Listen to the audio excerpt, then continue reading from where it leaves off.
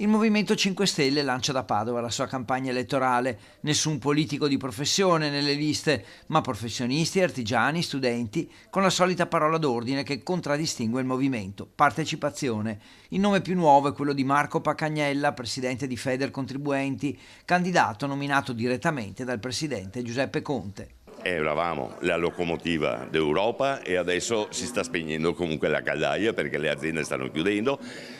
La Regione non sta facendo sufficientemente bene comunque per poterle mantenere e poi basta consumo di territorio, basta pedemontane che dovevano essere pagate dai privati mentre i privati non hanno tirato fuori un centesimo. Una campagna che mette il presidente uscente Zaia nel mirino insieme alla sanità e a opere giudicate troppo costose e realizzate senza coinvolgere i veneti, come la pedemontana.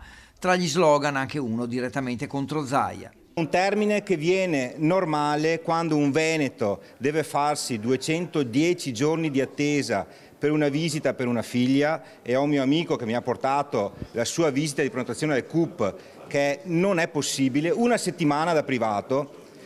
Non è possibile che si costruisca una statale, un'autostrada pedemontana veneta che doveva costare, come ha detto il nostro deputato Enrico, 800 milioni e costerà 13 miliardi alla fine dei 39 anni. Quindi capite che abbiamo preso in giro i veneti. Il movimento sostiene Giovanni Manildo come candidato presidente, che spiega di avere uno stile diverso, meno aggressivo e più pacato, ma non per questo meno deciso. Abbiamo lavorato bene un anno, anche prima che ci fossi io.